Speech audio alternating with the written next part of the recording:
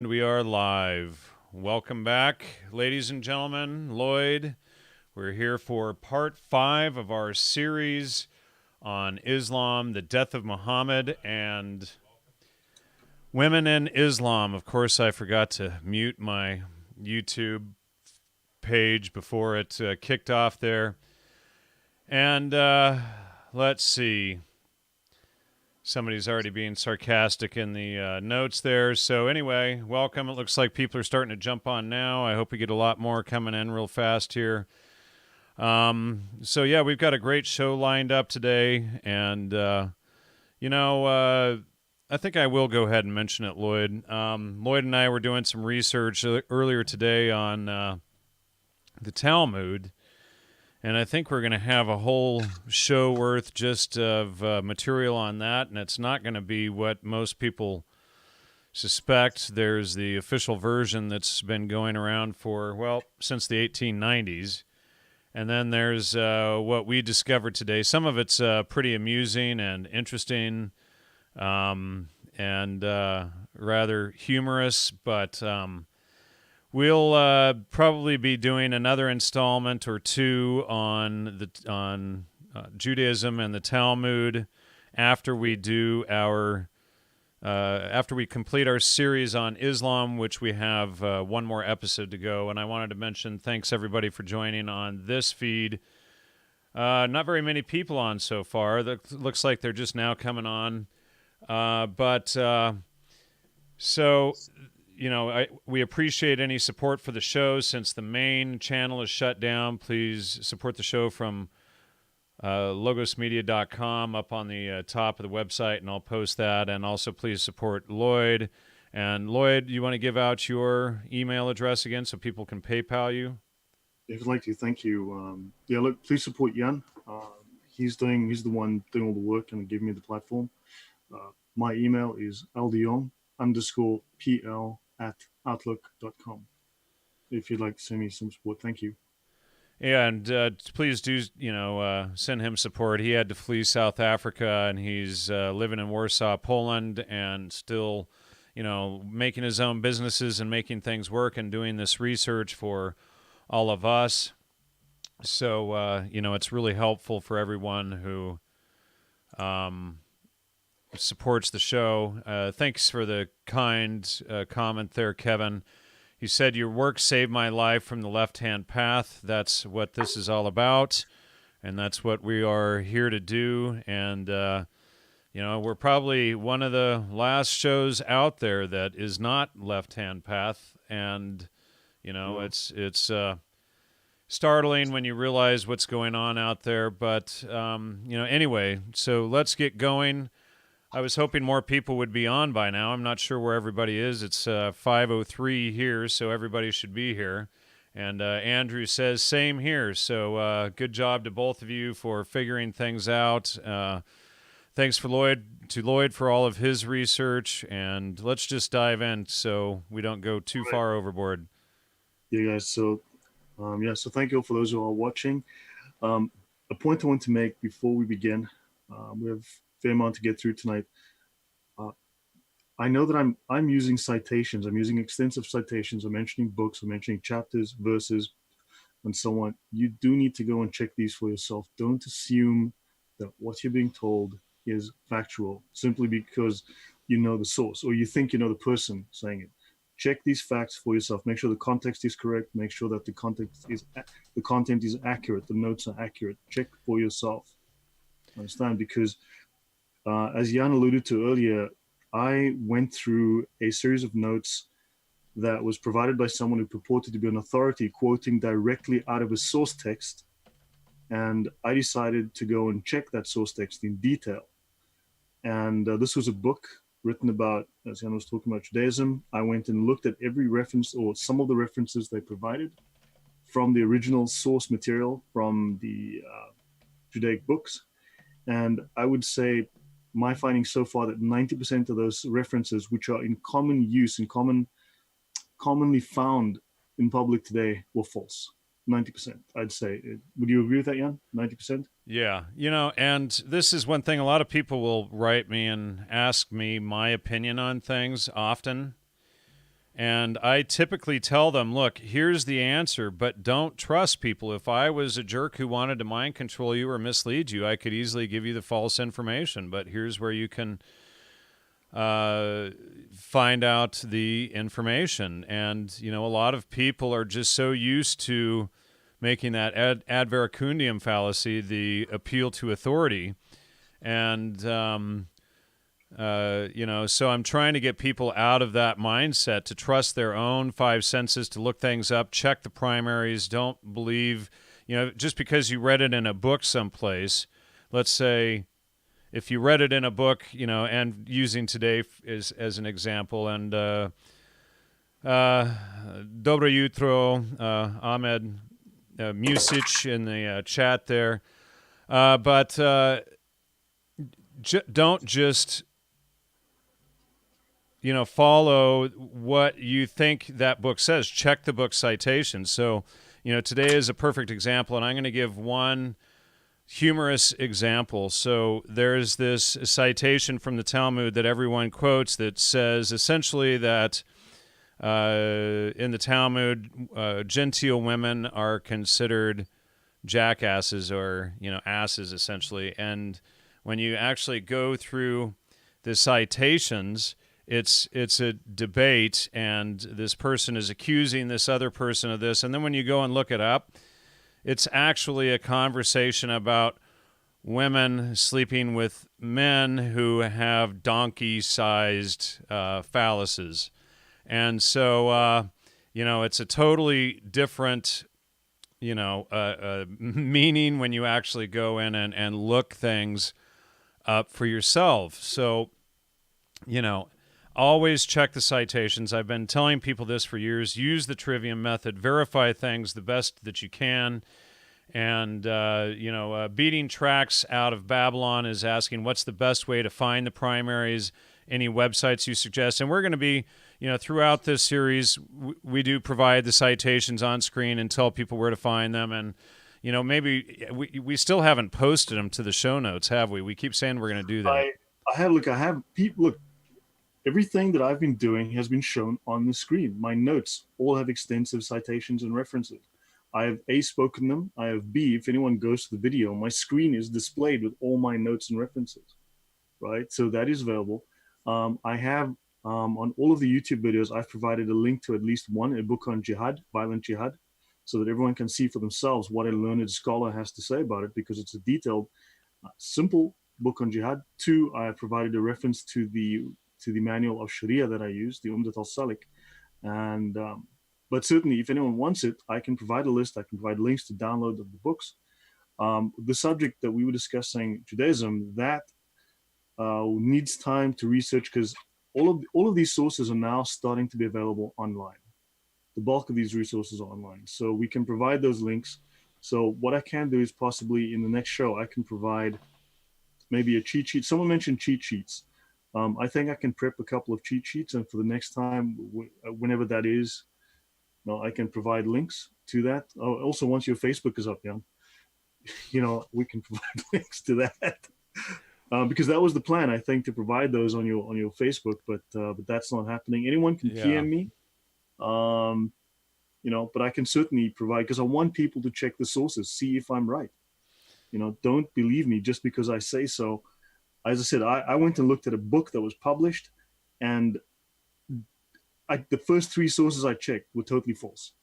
You know, because I went to look up the original sources, but these are, so you can get them online. And you're in Warsaw, and after you went to bed, I checked 5 more, and 1 out of the 5 was correct. Okay. And okay, so marginally correct at that. Okay, well then, I mean, we have a strike rate that's probably at this point less than, it's at best 90%. Yeah, so yeah, I think this will be an interesting one. A very controversial episode, but again, I need time to do the solid research, provide the citations. People can follow on the screen. They can see the links. They can see the website. They can see words to search. I mean, we can go through it in detail for that purpose. Don't take my word for it, because I've taken people's word for it and I've been duped. And, you know, yeah, so today, guys, I want to chat about the death of Mohammed. as a brief introduction, just a brief section. Then I want to talk about women and sex with children. Again, something controversial. I think that it's worth talking about. And let me just pause you here. Just a disclaimer here. This episode is going to be extremely politically incorrect. And we've been going through these primary citations for the last 4 shows. The last show was pretty disturbing, part 4. And this episode is not going to be much better. Yeah, when we're tackling some of the controversial subjects, in this one, I'm using a reference that is actually very mild. It's written specifically to be neutral, and I will refer to my own notes, which are a little bit less politically correct language, I guess. But I wanted to provide some thorough insight into what Islam dictates with regards to women, and I think we've been finding that it is a very toxic set of ideas. Okay, so to recap on last week, Crusades, cheat sheets, I can certainly do those. Once your Facebook is up, I can get to work on that. That's going to be another 3 weeks on this ban. And it was a total setup why they banned me. So I would probably forget about that. Maybe we should just post them to the Logos YouTube Media website. section. What's that? Oh, the media web. Okay, fine. That I can do. The YouTube comment section is a terrible place to post anything. Well, I can also put it in the show descriptions. Also, just put a link there, Okay. and so that people can download them from my website. Maybe we can post a link for one let's set of do notes, that. one set I'll of write notes it up. for one set of notes for each episode or something like that. Yep, I can do that. Okay, so a couple of questions from the previous show. Hidden arms stashes. Someone said, look, yeah, sure, there's hidden arms stashes. If you go and you search for arms stashes found in mosques all over Europe, right? If you go and Google on that, you'll find that this has happened numerous times. UK, Europe, France, that arms stashes have been found in the mosques. That is a common thing. That is not a big surprise. So these hidden arms stashes for these cells that I spoke of, if the police had to go and do surprise raids on and look in the basements and false floors in mosques, you'd probably find things, because it has been found. That has happened. What is the Islamic endgame? Polygonal asked about that. At the end of the day, they want to make the caliphate, right? They want to impose Sharia on everyone. Everyone has to be Muslim. Now, one thing to note is that when you look at South Africa, the political war in South Africa in the 80s, right? That was based on a strategy called the People's War, which was created by Mao Zedong. Right? The ANC's top echelon were all trained in this. Our previous president was trained as a KGB counterintelligence agency agent in Moscow. The balance were trained in Warsaw Pact countries, like Mandela was trained in Warsaw, here in Warsaw when it was a communist country. The rest were trained in Vietnam. And the People's War involves a portion of violence, and the bulk of it is propaganda, very cleverly spun use of propaganda, which is words, the war of narratives, the war of stories. I would say check your story, check the words, think about what you say, right? Start to verify, because that story is very, very powerful. It's like a cognitive shortcut. So a topic comes up, bang, your brain thinks the sentence because it's been drummed into you over time, right? And you don't think anymore about the details. You simply just blurt out the words because that's what you know. Right. So ponder that, and the violence is really just to move the ball along a little bit. It's the minor portion of it. Most of the Islamic jihad is stealth jihad. I'd say 95% of it is really just infiltration. Again, Saudi Arabia spends 3 times on promoting Islam than the Soviet Union spent at the height of its power. 3 times by Saudi Arabia alone. Never mind Qatar, Pakistan, Bahrain, the UAE, all the other countries. Okay, that money's going somewhere, and it's not about bombs going off. It is about infiltration into schools, churches, universities, think tanks, media companies. That money's going somewhere, and it's having an effect. Okay. Oh, by the way, Salahuddin, the name, I did say last week, Salah, prayer, and then Uddin, the faith. So, but the name is basically taken to mean righteousness of the faith. Salahuddin, literally the righteousness of the faith. Right, and so those other meanings, those 2 words are correct, but when you put them together, that's the interpretation that's given, righteousness.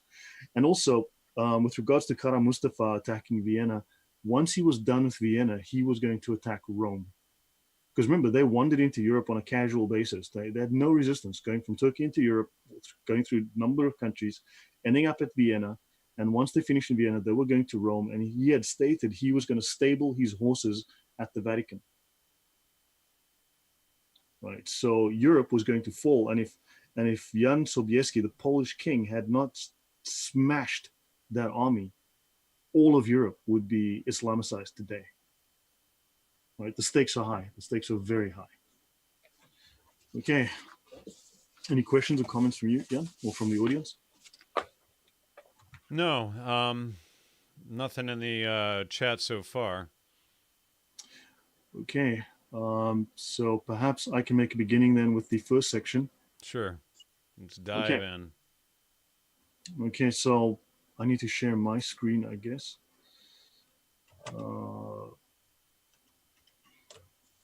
So where's my share screen? Okay, down on the bottom. I'm going to share the main screen for a few minutes. Okay, everyone. I will try and move this out of the way so it's in a neutral position because it occasionally blocks my notes. Okay, so you can see my screen, Jan? Yeah, let me move us out of the way here. That's probably the best spot down there. Yeah, it often blocks the screen, I've noticed, so I'm referring to notes. Yeah, all right. Well, I try to move it around, but I've got us down below, in that sort of empty section below women and sex with children. Yeah. Okay, so I'm having, for some reason, this app is being confused by my double screen setup. I have no idea why.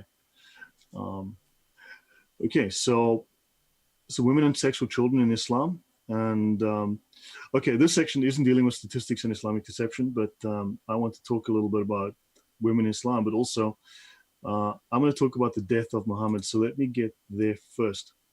Right. Now, I want you to think and contrast whether you're a believing person or not. And this is not a theological discussion. It's not really the intent of where I want to go with these discussions. While they do have theological ramifications, certainly. I'm going to talk about the death of Muhammad, not in heavy detail, but certainly to give you sufficient knowledge to start looking for yourself, and compare that with the death of Jesus. Compare that with his life and his death. Okay? So I also want to talk a little bit about the lies of Muhammad and what the significance of those lies are, right? And how that led to his death, and contrast this with the life and death of Jesus. Simply, even if you take this from an academic point of view, just from a logical point of view, just look to compare the two stories. I'm going to quote from Tabari, page 109, called Muhammad at Mecca, from volume 6 of his history. It's called the History of Tabari, right? Tabari is I believe the first, if not the most famous. He is the first tafsir writer, and he wrote a number of books on the history of Muhammad and interpretation, and also books on the interpretation of the Quran. So this is called Satan Casts a False Revelation on the Messenger of God's Tongue. Okay, this is out of Tabari, right? So this is one of the most famous scholars in Islam. Satan casts a false revelation on the Messenger of God's tongue. Gabriel came to the Messenger of God, Allah in this case, and said, Muhammad, what have you done? You have recited to the people that which I did not bring to you from God, and you have said that which was not said to you. Hold on. I am missing something that I need to get to.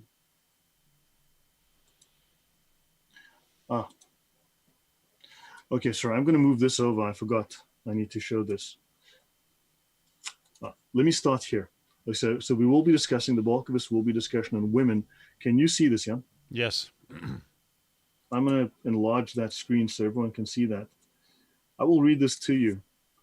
This is from Ibn Ishaq, which is Muhammad's biography, his official Islamic biography.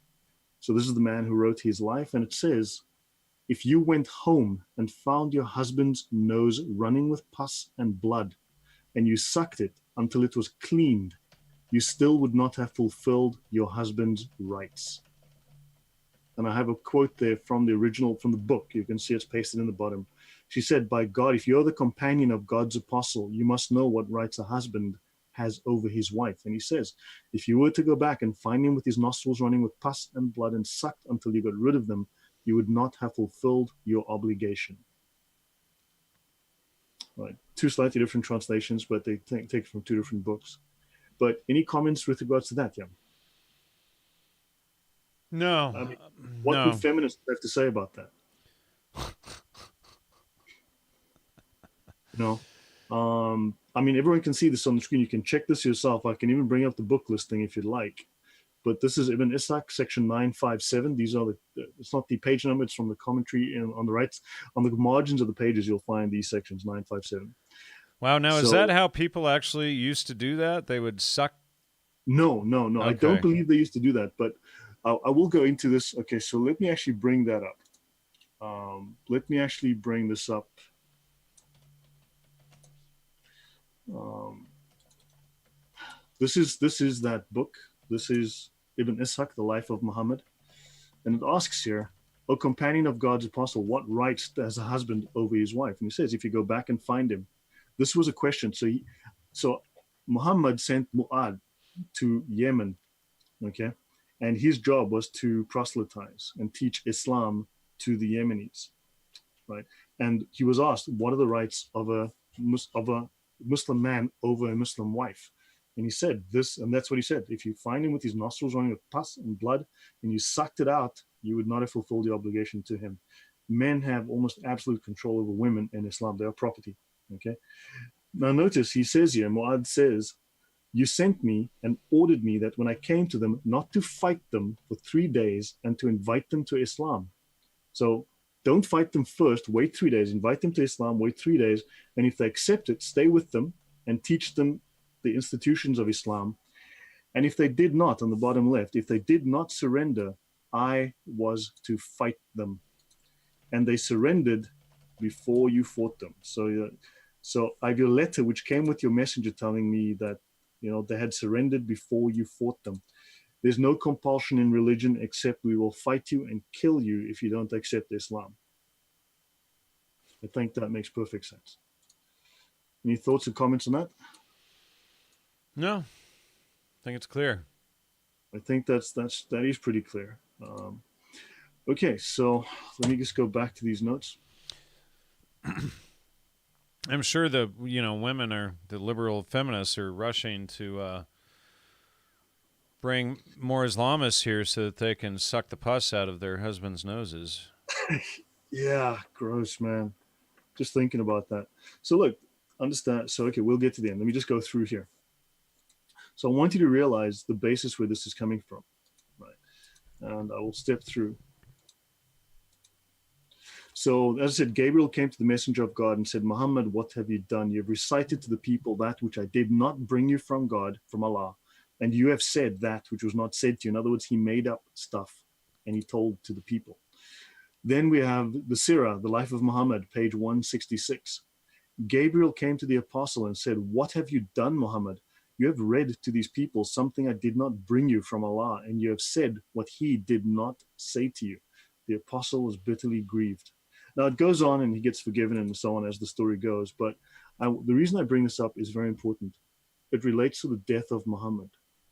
Narrated Aisha, his wife, and Abdullah bin Abbas.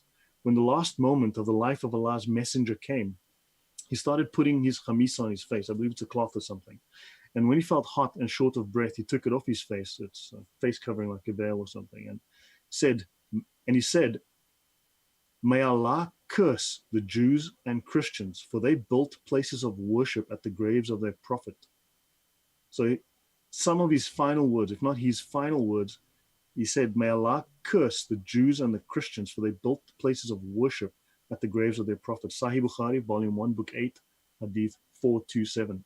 So some of Muhammad's final words were to curse Jews and Christians. Okay.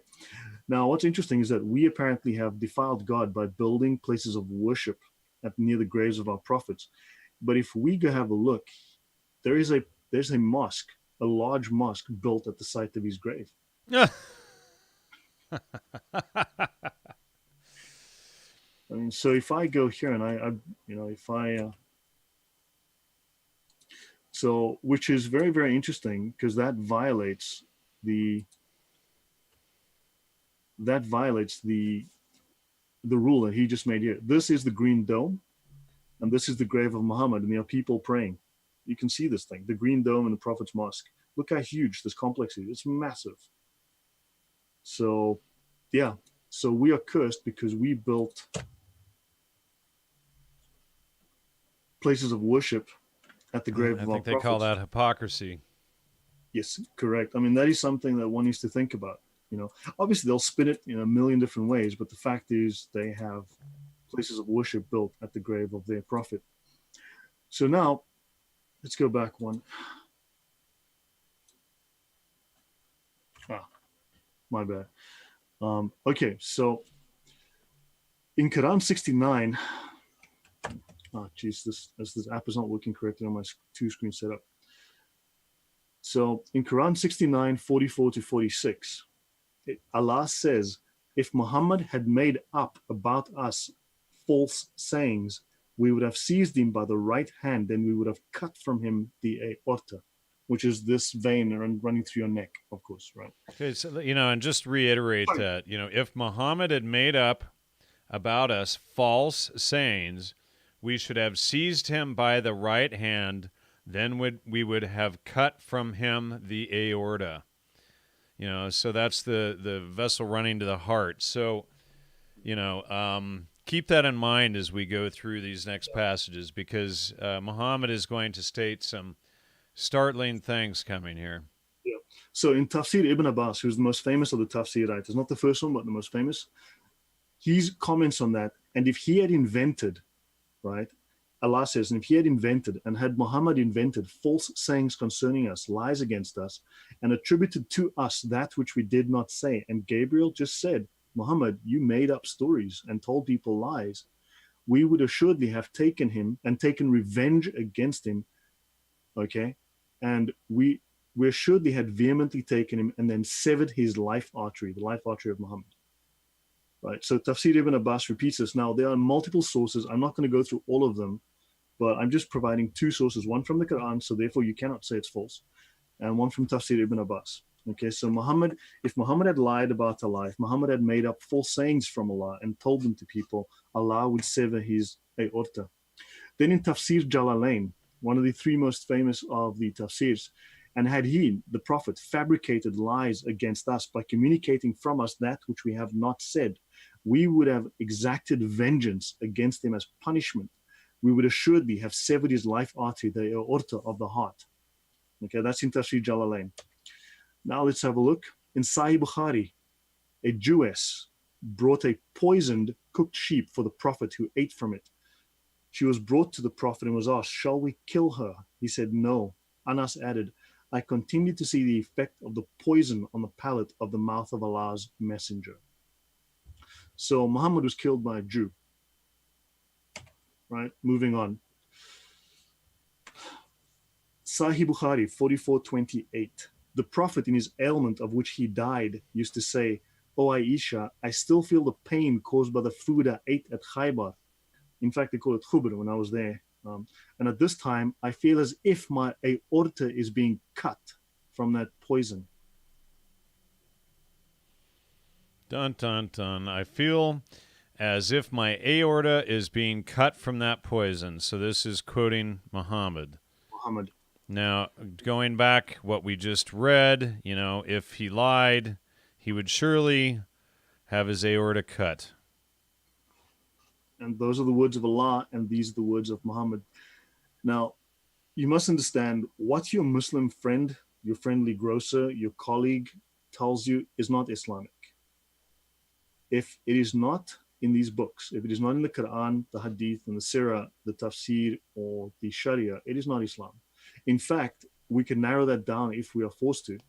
If Allah says it, if Muhammad says it, it is Islamic. If they don't say it, it is not Islamic. If they don't say it anywhere, it doesn't exist.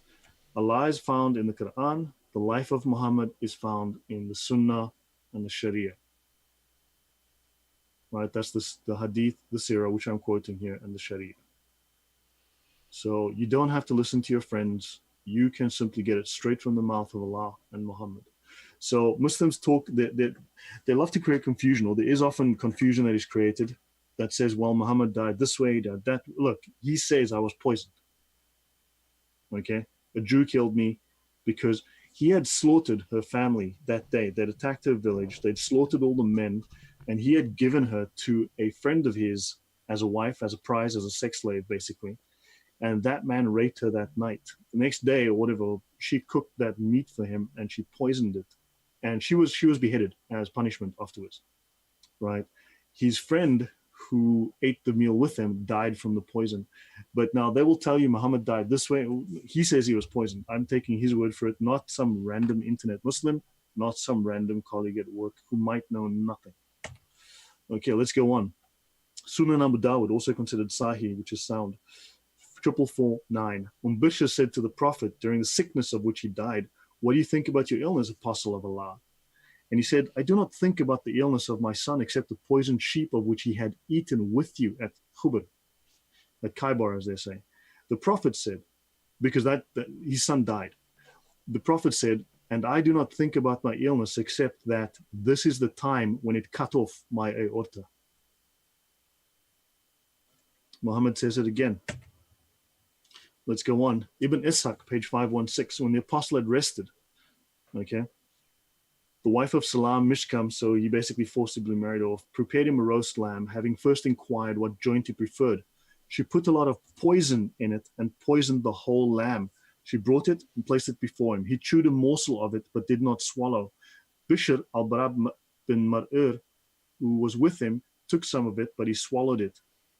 The apostle spat it out, saying, "This bone tells me that it is poisoned." Then he called for the woman and she confessed. And when he asked her what had induced her to do this, she answered, "You know what you have done to my people." I said to myself, "He's a king." Okay, blah, blah, blah. Bishop died from what he had eaten. Okay, so she was killed though. So again, poison. The messenger of God said during the illness from which he died, okay, Bishop, at this very moment, I feel my aorta being severed because of the food I ate with your son at Khaybar. His aorta is being severed. Now, I don't want to argue with Muhammad, the Prophet of Islam, nor do I want to argue with Allah. And I trust this, that those two people, Allah and Muhammad, outrank random internet Muslim. Aisha said, when the Prophet became sick and his condition became serious, he requested his wives to allow him to be treated in my house, and they allowed him. He came out leaning on two men while his feet were dragging on the ground. He died suffering. Right? So this is not the most comprehensive treatment you'll find of this. It is simply just that, just to give an introduction to what this is. Okay, moving on. So, final slide on this series, of this portion. Right and wrong, as we think of it in a moral sense, is not used within Islam. Instead, in Islam, the concept is what is permitted, in other words, halal, and what is forbidden, haram. There is no concept of right and wrong. If Muhammad did something, it is lawful and moral. If he didn't do it or didn't allow it, it is then haram. It is forbidden. It's as simple as that. If Muhammad did it, if we can show someone in the text that Muhammad did it, if he raped a sex slave, then hey, it is legal and moral to do so. What is permitted is what Muhammad did, and Muhammad's example is found in the Sunnah, the Sunnahs, the Hadith, the traditions, and the Sira, the biography of Muhammad. Any questions, Jan? Well, it just breaks down to, rather than like in Christianity, truth is God, or God is truth, and then Satan is the father of all lies, and then moral relativism is vomit. In contrast, in Islam, you have halal. What Muhammad did is correct, and what he didn't do is incorrect. So it's not based on truth or morality as Christianity is. It's based specifically on, on what Muhammad deemed, essentially. Yeah, it's what he did or didn't do, and if he did it or said it, then it's that is what is allowed. So understand. So therefore, you cannot just rely on the Quran. The Quran is only Muhammad's only mentioned 4 times in the Quran. Jesus is mentioned 93 times. Right, and it's from apocryphal and Gnostic texts more than Correct. Christian texts, and a lot and I've read a lot of the Gnostic texts, and a lot of them distort and are complicated sophistry. Like what is it? The Book of Truth, I think, is one of them. That might not be one of the more confusing ones, and I haven't read it for a while. But a lot of these Gnostic texts, they were considered heresy because of their confusion regarding truth.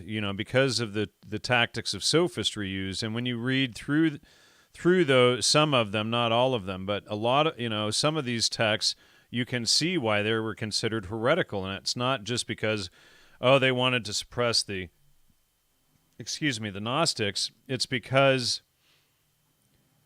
it's about truth.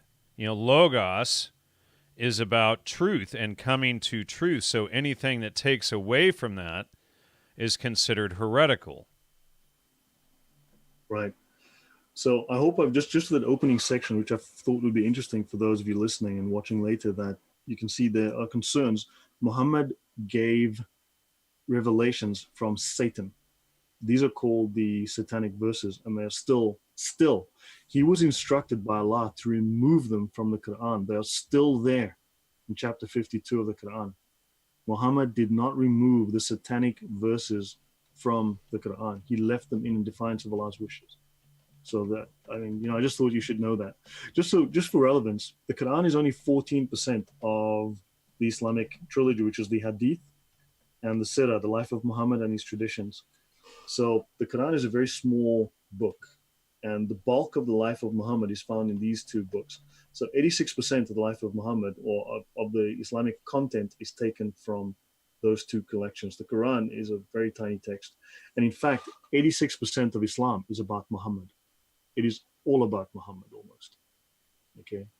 So just bear that in mind. How do you base all of this on, this whole religion on Muhammad when Jesus is discussed so much more in the Quran?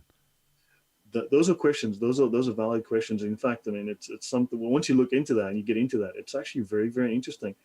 That Jesus creates miracles in the Quran. Muhammad does not do any miracles. Muhammad says, "I'm not going to do any miracles." He doesn't do any miracles. And Jesus, there are numerous stories of Jesus doing miracles in the Quran, obviously taken from the infancy gospel of Thomas, but Jesus is of a virgin birth even in the Quran, and Muhammad is, so they follow a lot of the supposedly Christian traditions, but Jesus is clearly a lot more of a divine figure. But yet, at the end of the day, Jesus is inferior to Muhammad, and Muhammad is superior. Even in heaven, Jesus will be like in the second heaven, and Muhammad will be in the seventh. So, Yeah, I'm not sure about that. Yeah, I know. But look, I didn't want to get into all that. That gets into some theological stuff, and I didn't really want to get into that. We'll just avoid that. Excuse me. Besides, I'm not prepared for that discussion. But yeah, some of it is really fascinating once you get into it. But the death of Muhammad, it says a lot. Allah says, "I will take vengeance on you if you lie, and I will cut your aorta." Muhammad himself says, "My aorta has been cut." Right, and this woman took vengeance on him. She took vengeance on him for slaughtering her people, for killing her husband in front of her, and then raping, Muhammad, giving her to another man. So that looks like vengeance to me, So, okay, yeah. So that was the death of Muhammad, and he died cursing the Jews and the Christians. Okay, so Islam, women in Islam. Now I will go through these notes. I'll run through these, and then I will run through my own notes. Actually, let me have a look and see if there is. Okay, so some of the things we will cover is women, marriage, sex, beating the wife, Muhammad's wives, jealousy in Islam, Muhammad's family life, and sexual slavery. Okay, so we will go through some of those things. I don't want to do an in-depth treatment here, but I want to show you that these exist, and so that you can also go and do some of your own research. Then I will go through some of my own collected notes. This one tries to take a very clinical approach, so it's a little less inflammatory as I would typically be, but it's well worth going through. It's well ordered. So a woman's highest achievement in Islam is motherhood. That's the highest she can strive for. Hence, if you look at the Middle East, if you look at those countries, you've got the highest amount of oppression of women. You've got the least productivity from women, and also you have women are just seen there as a device to pop out babies. That's a very common refrain when you go to the Middle East. Okay, the only time when men and women are equal in Islam is on Judgment Day. They will be judged equally on Judgment Day. The veil and the clothing that they use, like the niqab, the hijab, and all those things, are compulsory. They are not optional. Muhammad's wives were all veiled. The whole point of Islam is to imitate Muhammad, to be like Muhammad, to copy Muhammad. It is not cultural. It is not optional. It is compulsory. In Iran, you can be arrested for not wearing a veil. You can be killed in places. There are places even, that you don't do that, you will suffer punishment. Okay, a woman's behavior during her menstrual cycle must be controlled by men because she's considered unclean. Most of the people in hell, according to Muhammad, are women. According to Muhammad, women are less intelligent than men. I don't know where the feminists are on this, but we'll get there. Women have half of the legal standing of a man. Their testimony is worth half that of a man. And not only that, they inherit less than a man. Well, here in the United States, it's exactly the opposite. The women have all the rights and the men have none. Yeah, well, yeah, I know. What can I do about that? It is an insult to say that Allah has daughters, because having sons is a proud thing in Islam, but having daughters is a little frustrating. The old pagans used to kill their daughters, used to bury them under the sand, whereas, they wanted sons. And also, Islam forbids killing female children. Well, to a point. This is not 100% accurate in the sense that, this is accurate, but don't forget, honor killing is allowed in Islam. Right? Grandparents or parents are allowed to kill children who bring dishonor on the family. So a girl not wearing hijab, look at Canada, it's happening in Canada, Germany, America, that is allowed. Okay. So 9% of the Quran and about 12% of the Sira refers to females. The bulk, Islam is a religion of men. The bulk of the doctrine is about men. Okay. However, the bulk of the doctrine is about men. However, there's sufficient within the doctrine to rule and govern the life of women. Okay. So if you're a mother, then you're considered now. They do say, there is a very interesting quote that people throw out often: paradise lies at the feet of the mother. What they will throw that out as which is one of the last few words in the sentence or the paragraph on that. That comes from Sunan an-Nisa, which is also a Hadith collection, and that refers to Ali, who wanted to go fight in jihad, and the only time you can get a reprieve from going to kill in jihad or die in jihad in the way of Allah to spread Islam is if you have a mother and a father and you're, let's say, the only son, and you need to go home and take care of them because they might not manage without you. So when they say paradise lies at the feet of the mother, Muhammad said that, but he also said, well, let's not go and slaughter the pagans and the Christians and the Jews. Stay at home with your parents, look after them. You will be deemed as righteous and also gain paradise for that. So it doesn't mean what we think it means. So note that, look that up. It's Sunan an-Nisa. I don't have the reference with me immediately, but that is where that comes from. Okay. So women will be rewarded by their actions, because basically your reward is based on your intent. Okay, but now you're rewarded by your actions. It's not grace that will save you. Paradise isn't from grace. Paradise is from following the rules to the letter, right? So you command what is just and forbid what is evil, right? You observe regular prayer, you contribute to charity, and you obey Allah and His Messenger. And His Messenger says, obey your husband, right? So Allah is mighty and wise, and for both men and women, they will receive reward in paradise. So the veil, so we have the burqa, we have the purda, the hijab, that they're all methods of hiding and secluding women. It is deemed that women have to cover themselves so that they're seen and not molested. Okay, that is within the scriptures. They are seen and not molested, because it is deemed that men are not responsible for their actions if they molest women. Women have to hide themselves so that they do not. And this is why rape is rampant in Europe when Yes. Islamists come up from Syria, etc. Because it's not the fault of a man if a woman is uncovered. It is not his fault. She was supposed to be covered up. This goes again, it's so important when you follow natural law and truth versus lies in Christianity in juxtaposition to Islam. It's just such a stark contrast, and this is why we see such rampant apostasy from Islam into Christianity when they realize what it's really about, and the stark contrast between the two. The issue Yeah. is in a lot of Islamic countries, they're not allowed to study Christianity and what it's really about. So, and there's that show David Wood on YouTube, and he's that's what his show is really dedicated to, is helping Islamists come across. That's kind of the main focus of his ministry.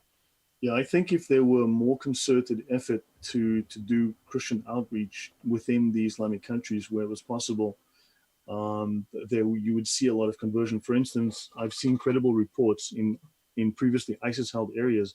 Lots of Muslims are converting to Christianity because they've seen the atrocities that Islam causes when the Sharia is in full effect. Because ISIS was following the example of Muhammad to the letter.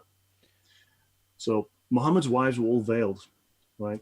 In the following hadith, so the wives of the Prophet used to go to a large open place to answer the call of nature at night, right? Umar, who's one of the caliphs, used to say to the Prophet, "Let your wives be veiled," but Allah's apostle did not do so. So one night, his tall wife, Umar, noticed her going to the loo, basically, and he says, "I've recognized you." And he said, okay, so Umar, one of Muhammad's friends and his apostle, and who became a caliph, said that he desired that the women might be veiled. So after he spoke to Muhammad, Allah then bowed, basically submitted to Umar's wishes, and so Allah revealed the verses of veiling. Okay, so you know what? Excuse me. Sorry, Ahmed Music is requesting, and I don't know, yeah, but he's requesting that we discuss the inbreeding in Islam. Are we going to be covering that in this episode? no, but okay, I do have notes on that somewhere, but again, it wasn't part of the intention. But if you look at so cousin marriage is very, very common. First cousin marriage is very common. The two areas where this is most common is Southern Africa, right? That's the region I'm from, but don't accuse me of it because I'm not the tribal black person. We're talking about tribal blacks here. And two, the first, number one, is amongst the Arabs, simply due to the example of Muhammad. Now, inbreeding like this causes typically a two standard deviation, which is 25 to 30 point reduction in IQ. Right. So you're looking at, and then we're looking at what, it's generally across the Middle East about an 85 IQ. Is that correct? 75 to 85, correct. 75 to 85. And then it dips down into 65 in Central Africa.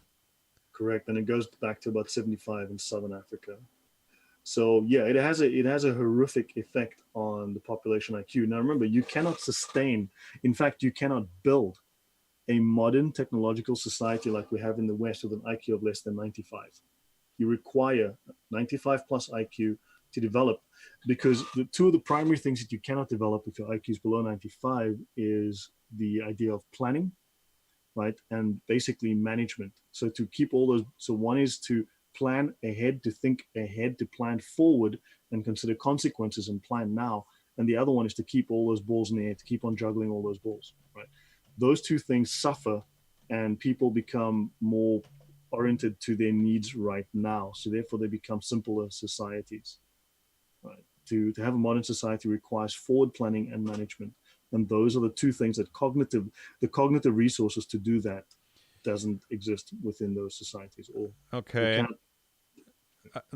So the apostate rebel lion would like us to say, the hours which await men in heaven, please discuss this. It's the ultimate. Or the Houris, H.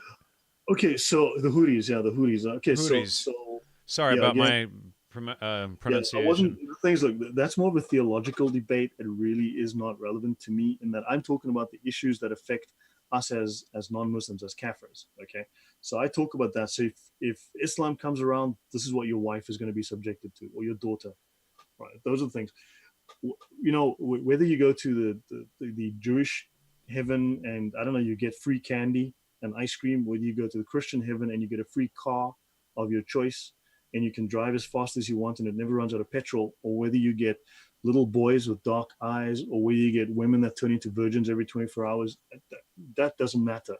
Those are theological issues that really aren't relevant. Okay, but on that point, the Houris, the concept of the Islamic heaven comes out of Zoroastrianism. He took that straight out of the books of Zoroaster. And so basically you have women that they turn into virgins every morning. And you can have sex with them at night, and they basically retain their virginity. But also there are boys with soft faces and doe eyes that'll serve you wine and feed you grapes. Make of that what you want. Okay. Yeah, I keep forgetting we still have to go into that part of this conversation. My goodness. Yeah. Oh, boy, here we go. That's a theological discussion. I'm trying to stay away from theology. I'm trying to stick with politics. Right. Well, yeah. And and I know we still have some of the other issues with children coming up here. So brace yourselves, folks. Yeah. So look, I'm trying to stick to the facts. So menstruating women are unclean. Okay, a menstruating woman is unclean. Okay, so menstruation makes a woman unclean. They are Quran 2:222. They ask you about women's menstrual cycles. Say the discomfort. Keep away from them during this time. So keep away from a menstruating woman, and do not come near them until they are clean again. Okay, but when they are clean, you may lie with them as Allah has commanded. So Allah loves those who turn to Him and seek cleanliness. But a woman can annul your prayers. A woman will make you unclean. So this is how women are seen in Islam. So that from the time that a girl has her menses, she then has to cover up. She's eligible for marriage, okay, and sex, and so this is an issue. So this is how women are viewed. Women are seen as unclean in Islam, and this is theological. This is for all time. This is very different to the Western concept. Okay, it is the nature of females that most of those in hell will be women. These are the references. Sahih Bukhari, book 1, chapter 4, Hadith 184, book 12, 712, 18, 154. There's about 15 to 20 references here, all taken from Bukhari, from the most authentic Hadith tradition. Right, so many of these are duplicated across a bunch of places. Okay, I saw paradise and it stretched my hand. I stretched my hands towards a bunch of fruit, and had I taken it, you'd have eaten it from as long as this world remains. I saw hellfire, and I've never seen such a terrible sight. And I saw that the majority of the inhabitants were women. Okay, I saw the hellfire, and the majority of the inhabitants were women. Wait a second. Why was Muhammad in hell again? This was a vision that he had. I'm just, the irony of Muhammad saying what hell is like, And then he replied, they are ungrateful to their husbands and to good deeds. He says women are ungrateful. Even if you are good to one of them all your life, whenever she sees some harshness from you, she will say, I've never seen any good from you. And then he sees a woman in hell being clawed by a cat. Okay, she'd imprisoned the cat.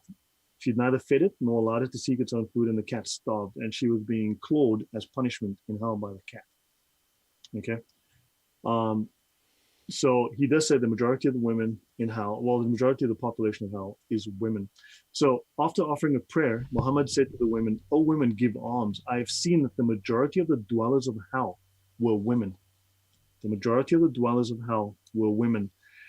Why is it so, Allah's apostle?" He replied, "You curse frequently and are ungrateful to your husbands. I have not seen anyone more deficient in intelligence and religion than you." Right? Remember, this is eternal for all time. The women asked Allah's apostle, "What is deficient in our intelligence and religion?" He replied, "Is not the evidence of two women equal to the witness of one man?"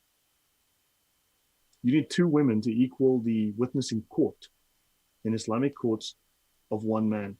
They agreed this was so. He said, "This is the deficiency in her intelligence. Isn't it true that a woman can neither pray nor fast during her periods?" They replied, "This was so." He says, "This is the deficiency in her religion." So women can A, they cannot be as righteous as men, and B, they are less intelligent than men, and C, their witness testimony is only worth half that of a man. So when you go into court as a woman and you want to accuse a man, your witness testimony is only worth half that of his. Any comments? Well, that explains why the feminists are promoting Islam so, heavily lately. Sarcasm. Yeah, I know. So a woman should not engage in optional fast without her husband's permission if he is at home. In other words, women have to seek permission from their husbands to engage in certain religious activities. So the husband controls that. That is not a free choice. Now, women are. Let me just interject there. Rebel Lion says, not allowed to pray or enter the mosque either when menstruating. Yeah, I'm not going through every last reference, but yes, that is true. That is correct. So I'm providing enough evidence for you guys to have a look and investigate for yourselves as well. Don't assume everything I say is correct. Don't assume that I'm right. And again, don't assume anyone's right. Look these up for yourself. Educate yourself, right? I could spin a narrative and only mention the negatives, but the reason I said that if Muhammad did it, it is therefore the rule for all time. If Muhammad did it or said it, it is valid for all time, for eternity. It can never be contradicted. That's why I mentioned that fact. If Muhammad did it once, it is therefore legal and moral for Muslims for all time. Okay? So Muhammad said, if at all there is a bad omen, it is in the horse, the woman, and the house. So women are an affliction. He said, I have not left any affliction after me more harmful to men than women. So women are an affliction to men. Women are a burden to men, he says. And also he says, women cannot help their flaws, so you have to be nice to them. He says, treat women nicely. She's created from a rib, and she's much like one. If you try to straighten a rib, it will break. So take care of the women. So he takes that one passage from the Old Testament, and then, it's like when you get into Ephesians and Corinthians, it lays out exactly how you're supposed to treat women, and you're supposed to treat your wife like yourself, because no man would hate himself, so therefore he has to love his wife unto himself, right? Right. And so, this is... and many people who haven't read the Bible in the New Testament would be shocked of that. Wait, I thought, Christianity suppresses women, but, 1 Corinthians, or I think it's 1 Corinthians and Ephesians, they really lay out that whole history. And while you're talking, I'm going to see if I can find that to... I need to pick up the pace here, though. Yeah, sure. But I want to make a comparison before we're done here. Sure, you get that. So a woman, a donkey, or a dog can nullify your prayers. So when a prayer is, okay, Aisha said, do you make us women equal? This is his favorite wife. She was the 9-year-old that he had sex with. Aisha said, do you make us women equal to dogs and donkeys? Right? Because a prayer is annulled if the praying ones are passed by a dog, a donkey, or a woman. So if a man is praying and a dog, donkey, or woman walks past him, those prayers are annulled. Allah does not hear them. And Aisha says, are you making us equal to dogs and donkeys? So he used to pray. She used to slip out of bed until she stopped feeling guilty about it. He used to pray at the foot of the bed, and she would get out of bed and walk away until she... Okay, female leadership will lead to political failure. This also is in the Sharia. So it has become Islamic law for all time. A nation that makes a woman their ruler will never succeed. That is now officially in the Sharia. I read it in one of the previous chapters. When I spoke about, in fact, the first episode we did, I actually brought that up and I showed the Sharia reference. Okay.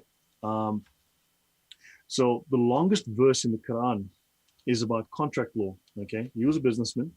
So the general principle in Islamic law is that it takes 2 women to equal 1 man. Okay. Therefore, call 2 men in to witness this. But if 2 men cannot be found, call 1 man and 2 women whom you see fit to be witnesses. Therefore, if either woman makes an error, the other can correct her. Okay, so you need 1 man or 2 women. Otherwise, so 2 men or 1 man and 2 women, because the women are deficient in intelligence, and therefore the one can correct the other. Right? And this has again become part of Islamic law. In this verse about estates, you have another application of the principle that a woman is half of a man. A male, now this is inheritance, a male should receive a share equal to that of 2 females. You die, your son gets double the inheritance of your daughter. And if there are more than 2 females, they should receive 2/3 of what the deceased has left. If there's only 1 female, she will inherit half. Now, what's interesting is if you look at the inheritance laws within Islam, okay, and it goes on. I mean, there's more to it, but fine. If you look at the inheritance laws in Islam and you work out the average of the fractions, they don't add up to 100%. Right? If you have, depending on the family composition, you have like 1 son, 2 daughters, 2 sons and a daughter, the inheritance goes up to 107% with one combination, and it's less than 90% in another. So depending on how you work out the maths. So basically what this tells us is Allah cannot do basic mathematics. Let me just read some of these for stark contrast for those of you who think that, for the feminists who may listen to this and think that the Bible is so suppressive. So, and here's the most quote-unquote suppressive part. Wives, submit yourselves unto your husbands as to the Lord, for the husband is the head of his wife, as the Messiah is the head of the church. It is he who is the Savior of the body. Indeed, just as the church is submissive to the Messiah, so wives must be submissive to their husbands in everything. Husbands, love your wives as the Messiah loved the church and gave himself for it, so that he might make it holy by cleansing it and washing it with water for the word, and might be present the church to himself in all its glory, without spot or wrinkle or anything of the kind, but holy, without fault. In the same way, husbands must love their wives as they love their own bodies. A man who loves his wife loves himself, for no one has ever hated his own body, but nourishes and tenderly cares for it, as the Messiah does the church. For we are parts of his body, of his flesh, and of his bones. And there's a whole reason for that, but there's also a section where husbands have to submit unto their wives as well. And let me see. And then, let's see. And then Colossians, and that was Ephesians 5:25 forward. And then Colossians, husbands, love your wives, and do not be harsh with them. Peter, this is 1 Peter 3. Likewise, husbands, live with your wives in an understanding way, showing honor to the woman as the weaker vessel, since they are the heirs with you of the grace of life, so that your prayers may not be hindered. And that, so this is a very, very stark contrast. But I just wanted to cover a few of those. I think it's worth it. I mean, you have you have an element of grace there, whereas here you have a rule for eternity that women are deficient. Correct. And I'm going to see if I can find some of these others, because I think some of them are very important for they're people. They're worth contrasting. If you look at culturally, even they're very. So Quran 1657, the Meccans considered daughters to be the angels of Allah. If they received news, okay, so now it says in Quran 1657, if they receive news that they have a daughter, their face darkens and they're filled with anguish, because they became a culture of wanting sons. Okay, they wish for sons, and they say that Allah has daughters. So, sorry, let me read the whole thing. Glory be to him. They wish for sons, and they say that Allah has daughters. The Meccans considered the angels to be daughters of Allah. So all of the angels are considered daughters. If they receive news, the Meccans, if they receive news that they have a daughter, their face darkens and they're filled with anguish. They hide from the people in shame. So daughters are an object of shame. Should they keep the child in shame or simply bury it? What an evil choice they make for themselves. Either bury the daughter alive or hide in shame that it's a daughter and not a son. So when they talk about Allah was a feminist and he gave women rights, yes, he gave them rights, like the rights to be beaten, the rights to not be allowed to leave the house, and various other things. So he gave them rights, but not very nice ones. Okay, and when it says he put women first, yeah, sure. If you want to look at it that way, as in he allowed them not to be buried when they were born, which they were before, but but then we'll go on and see how he treats them.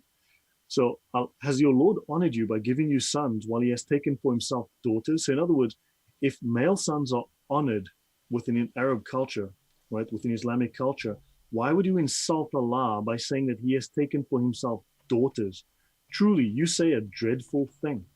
So it's saying that Allah has daughters is actually an insult. Allah sees daughters as an insult. That again, culturally, what is that? What effect does that have long term? So Islam claims they've greatly improved women's rights. Okay, this is a very limited improvement. So you can see also the kind of cultural ideas that have been spread and legal ideas that have been spread about women within Islam. Now think about this. Muhammad married a woman called Khadija, his first wife. He was 25, she was 40. She was a wealthy woman. Her husband had died. She was a trader. She was a merchant. She was the wealthiest woman, as far as I know, in the city. And she married Muhammad. He worked for her.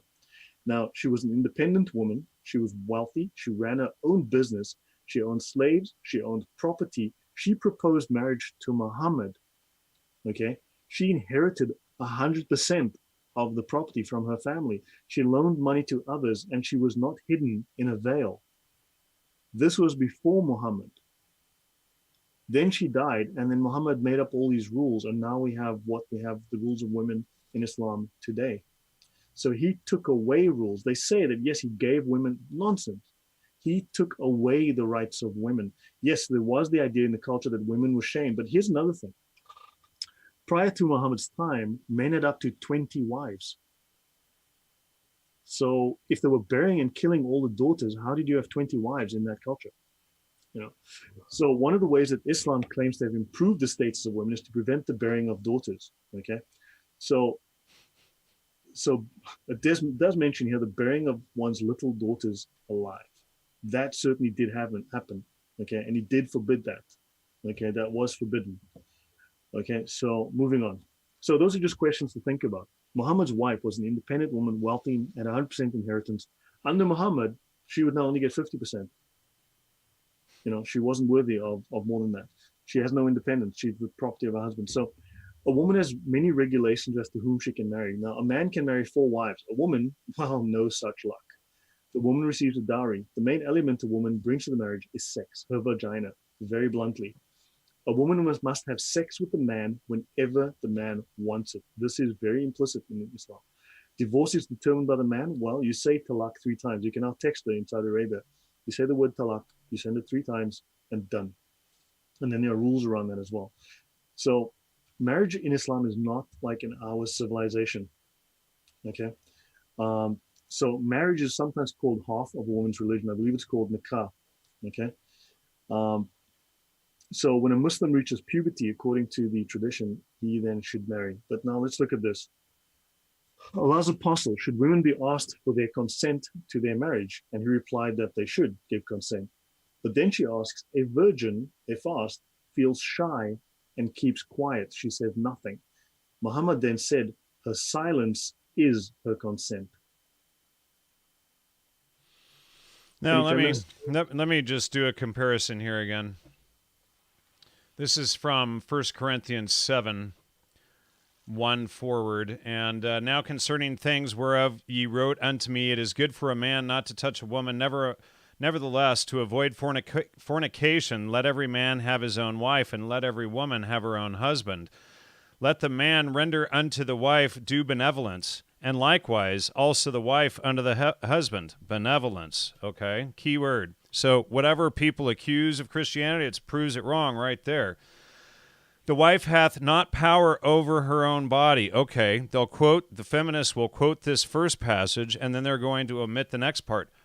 But the husband, and likewise the husband hath not his power over his own body, but the wife. Huh. Well, that's totally different. How come the wife has control over the husband's body and the husband has control over the wife's body? So, this is what the feminists always omit when they discuss Christianity. Yeah. Defraud, just a second. And this part is really good because, the Bible actually lays out, don't defraud each other of sex. Defraud ye not one another, except it be with consent for a time. So you have to consent to not, take care of each other. Right. That ye may give yourselves to fasting and prayer, and come together again, that Satan tempt you not for your incontinency. So and then it says, but I speak by permission and not of commandment. So this is entirely different. You own each other's body. It's by permission. Show benevolence. Right. Very different. Very, It has to very do with- different. So a Muslim woman may not marry a kafir. In other words, if she wants to marry a man, that man has to convert to Islam. You will not marry pagan women unless they accept the faith. A slave girl who believes is better than idolatrous, blah, blah, blah. Okay, so let's just move on. I need to get through. So he who can afford to marry should marry. It will help him to refrain from looking at other women. But now we went through slavery, where sex slaves, unlimited sex slaves, are the right of men in Islam. Okay, he must save his private parts from committing illegal sexual relations. In other words, having sex with a woman outside of marriage is a crime in Islam, as I've mentioned before.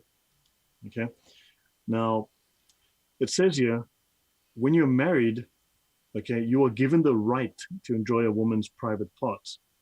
Now, if a husband, so Bukhari 454, 460, Muhammad said, if a husband calls his wife to bed for sex and she refuses and causes him to sleep in anger, the angels will curse her till morning. Wow. Okay. Now, I do want to read a couple more passages in contrast here when you're done. So let me do one more then, or a couple more. So when a man has sex with his wife from behind, the child will have squinty eyes. Okay, that's Jabir said that the Jews have an expression, right? When a man has sex with his wife from behind, the child will have squinty eyes. Now, this is one interpretation. There is another. I will get to that in a minute. Quran 2:2-3. Your women are your tilth. They are plowed fields. Go into your fields when you like. Now, some interpretations seem to say as you like.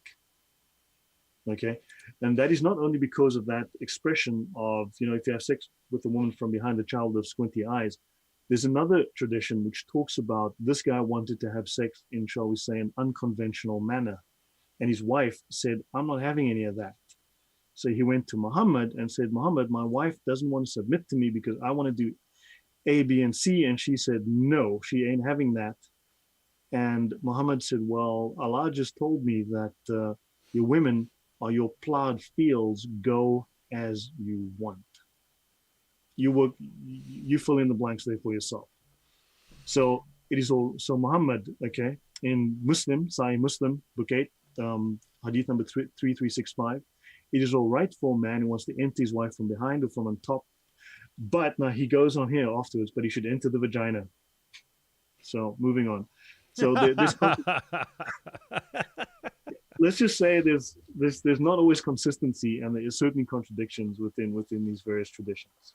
All right. Okay. Well, let's compare that to 1 Corinthians 13 through, I'll probably just go to 15 here.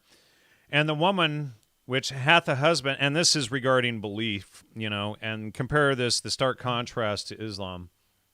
And the woman which hath a husband that believeth not, and if he be pleased to dwell with her, let her not leave him.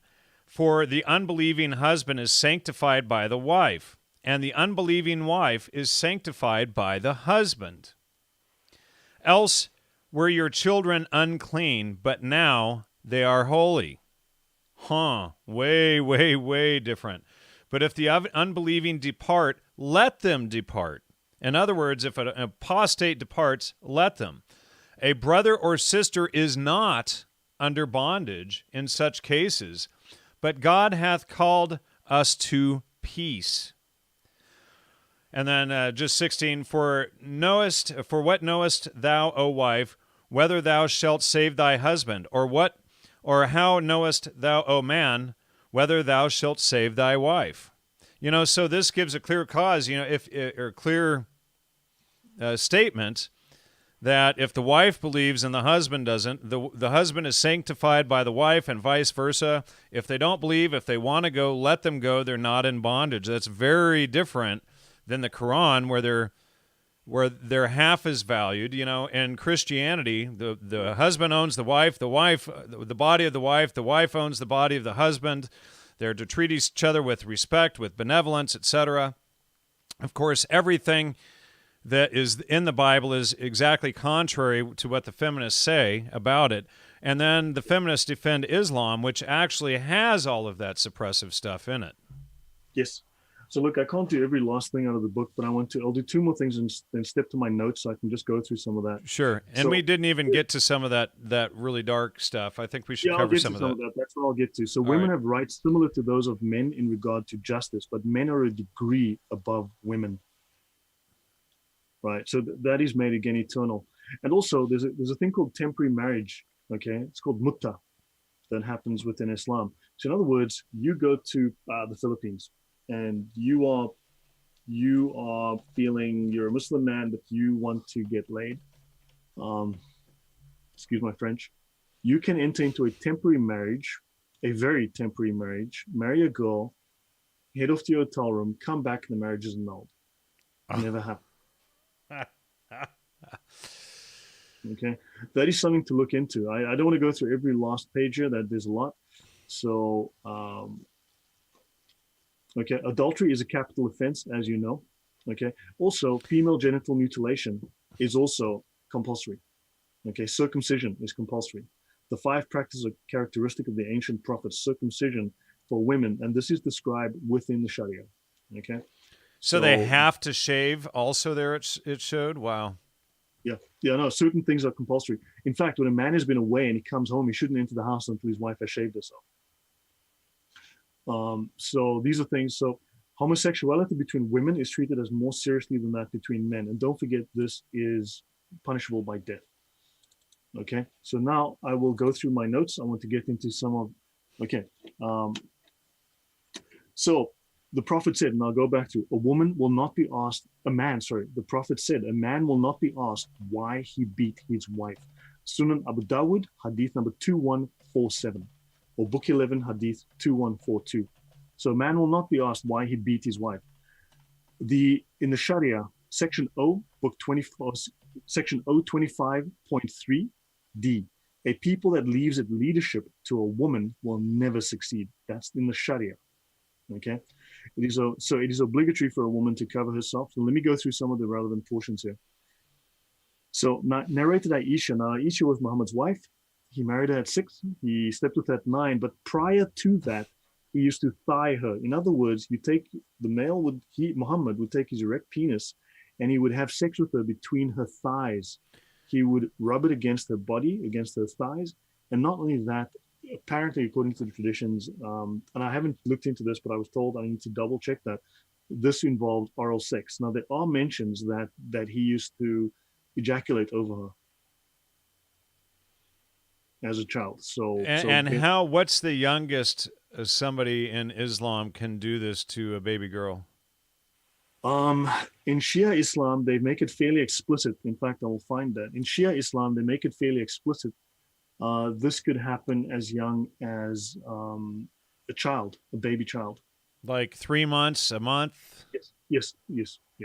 And so they could basically masturbate and rub themselves all over an infant girl. Hold on. Let me. Okay, so this section is called deriving sexual pleasure from infants. Now, this is explicit within Shia Islam. Okay, but here's the scholar that notes, if we condemn the Shiites for these hideously immoral laws, and it turns out that they are permissible in our faith as well, which is in Sunni Islam, then obviously they cannot be immoral since our religion allows them. Now notice, Shia Islam is Shiat Ali, the party of Ali, Muhammad's adopted son, who became the 3rd caliph, and then they broke away to form the Shias. Sunni Islam means the Sunnah of Muhammad. They said that anyone can become the caliph as long as they follow the prophet, right? So notice, so these are some of the ayatollahs. I'll mention this to you here. In Tahrir al-Wasila, volume 2, page 343, issue number 12. This is issued by the ayatollahs, okay, in Iran, the highest, literally the highest, the Pope of Islam, basically, in Shia Islam. It is not permissible to have sexual intercourse with one's wife before she reaches 9 years of age, okay? But he says, be it nikah, permanent marriage, or mutta, temporary marriage. In other words, prostitution. As for all other pleasures, such as lustful touch, embracing, and thighing, i.e. rubbing your penis between the thighs, there is no problem, even if she is a suckling baby.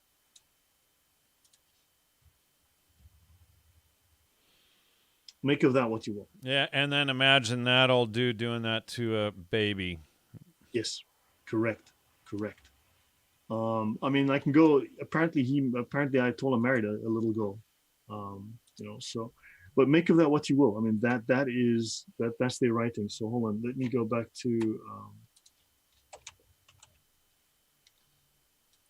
Okay, so I need to get.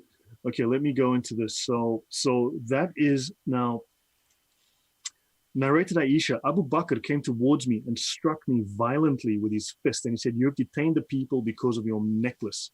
I remained motionless unless I should wake Allah's messenger, although that hit was very painful. This is now sunnah for all time. Muhammad, this was so someone struck Muhammad's wife. Remember, she would have been between probably about 9 and 12 at this time, and that just happened. So he, the prophet, gave so women have become emboldened towards their husbands. So he, the prophet, gave permission to beat them. Okay, so Umar came to the messenger of Allah and said, women have become emboldened towards their husbands. So the prophet gave permission to beat them. That again is sunnah. Allah. So Aisha says here, he struck me on the chest, which caused me pain. And then he said, this is Allah's apostle, Muhammad, he said, did you think that Allah and his apostle would deal unjustly with you? So in other words, he was upset with her, beats her, hits her. This is Hadith number 2127 in Sahih Muslim, book 4. And he says, he calls this just, that hitting his young wife is just. Allah permits you to shut them in separate rooms and beat them. Now, he does modify it, apparently not severely, but we have to check the translations because often this is not found in the Arabic. It just says beat them. That's in Al-Tabari, volume 9, page 113. Then, narrated Abdullah bin blah blah, the Prophet said, none of you should flog his wife as he flogs a slave and then have sex with her in the last part of the day. Sahih Bukhari, volume 7, chapter 62. And the social justice warriors think this is better than Christianity. Amazing. Yes. Absolutely yes. Delusional. Now, in the Sharia, dealing with a rebellious wife. Now, this is now you're dealing with a wife from whom you fear rebellion. In other words, she might defy the man. This is not a woman who has, a woman from whom you fear she might.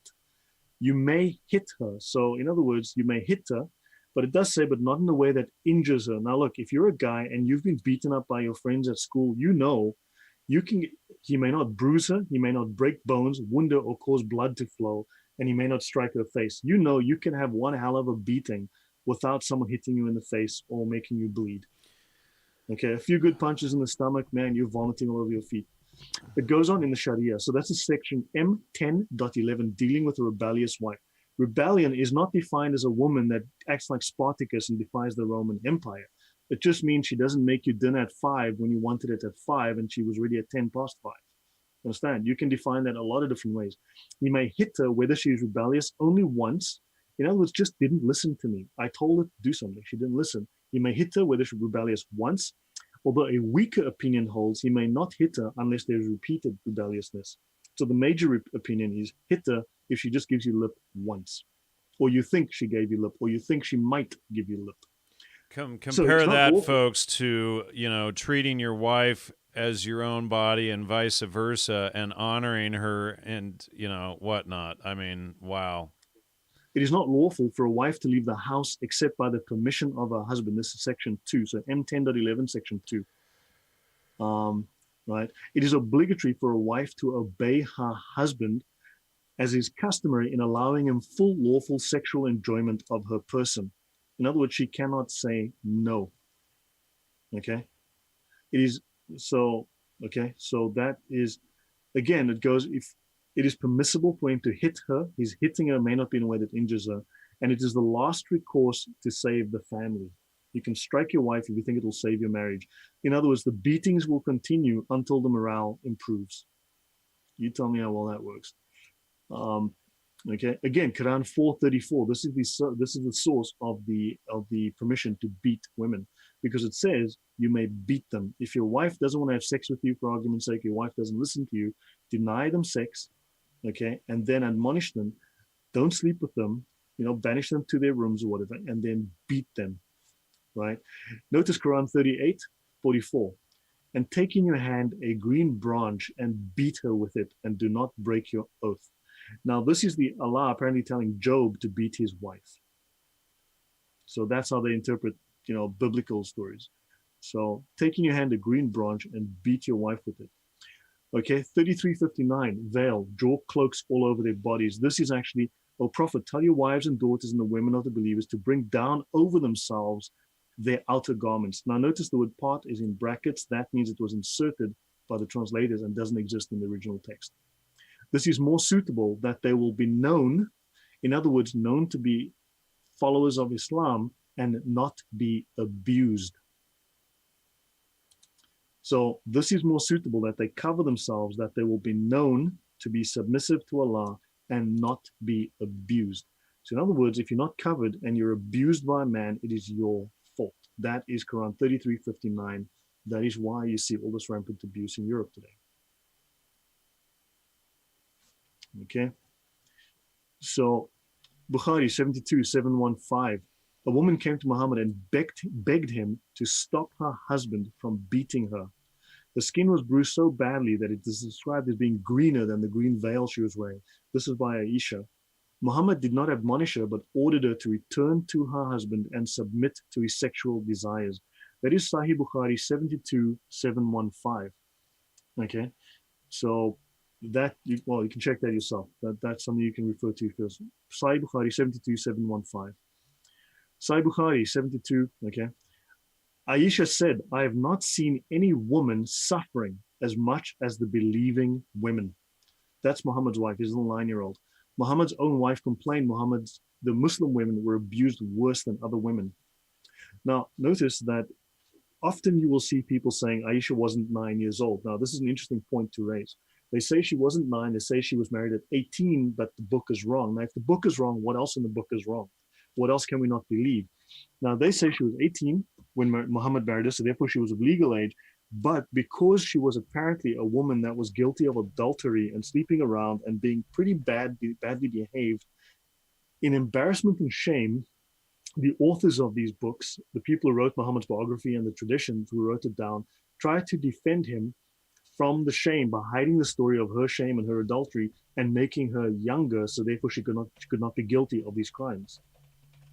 So either she was someone who cheated on Muhammad and was abusive as a woman and pretty strong-headed, or B, he married a 9-year-old and he made it legal in Islam for all time to have sex with children.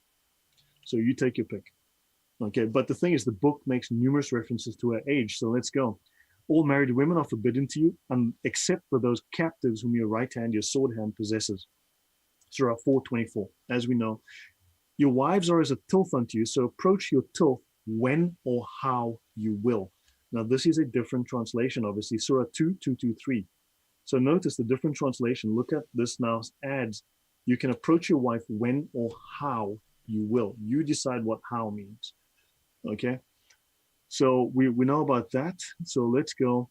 Prayers annulled by a dog, a donkey, or a woman if they pass in front of praying people. I said, you have made us women dogs. That's Muhammad's wife. You have made us women dogs. Okay? So Aisha, the most beloved of Muhammad's wives, said to Muslim women, O women folk, if you knew the rights that your husbands have over you, every one of you would wipe the dust from her husband's feet with her face. Okay, this is Sunan an-Nisa, page 311. Ibn al-Jawzi, Ahkam al-Nisa, whatever, page 311. Right? And so going on. So now I want to get to a waiting period is obligatory for a woman divorced after intercourse. If you have sex with a woman and then divorce her, you have to wait because you have to see if she's pregnant or not, and therefore you have responsibilities towards the woman with the baby, right? So now this is from the Sharia, section N 9.2. A waiting period is obligatory after intercourse, whether the husband and wife are prepubescent, have reached puberty, or one has and the other has not. And the husband must be at least 9.5 years old. So prepubescent, okay? If you've had sex with a prepubescent woman, you have to wait for 3 months to see if she is pregnant, whether she's prepubescent or whether she's reached puberty or not. Okay, there are other things, some other nasty things here, okay? So we've seen the hellfire, we've seen the flogging. The woman and the man guilty of fornication, flog each of them with 100 stripes, let no compassion move you in their case. That's the Quran 24:2. Fornication is guilty. You're guilty of a crime and you must be flogged with 100 stripes. Marry women who are loving and very prolific, for I shall outnumber the peoples by you. In other words, that's why you see the massive childbirth rates in Islam. Because you must marry women who will give lots of kids, because that's how we will have more children. Again, that's how Islam will grow beyond Christianity and other religions. Narrated Aisha, Sahih Bukhari, Book 6, Hadith 298.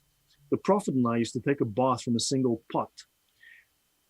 During menses, he used to order me to put on a dress worn below the waist and used to fondle me. Okay. A guardian may not marry his prepubescent daughter to someone for less than the amount typically received as marriage payment by similar brides. So in other words, you can marry your prepubescent daughter, but you have to receive as much money as an adult. Nor marry his prepubescent son to a female. Wait. Marry your prepubescent daughter? Your own daughter? Yes. What the frick? Don't forget, Abu Bakr was Muhammad's friend, his closest companion, and the first of the caliphs. He married his 6-year-old girl, to Muhammad. That was Muhammad's friend. Muhammad put pressure on him to marry his daughter. What about to themselves, like incest? Is that? I don't know. I can't answer that. Okay? That I cannot answer. So let me go to the highlighted ones. Shush. Aisha said, hold on. My phone. Aisha said, the Prophet married her when she was, Bukhari, volume 7, book 62, number 64. I usually use Bukhari. It is the most reliable and authoritative, most respected version of the Hadith. Okay, narrated Aisha, the Prophet married her when she was 6 years old, and he consummated his marriage when she was 9 years old, and she remained with him for 9 years until his death.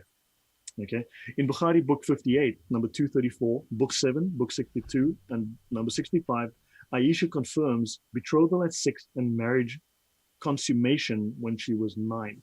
In Bukhari 8, book 73, number 151, I used to play with the dolls in the presence of the Prophet, and my girlfriend also used to play with me.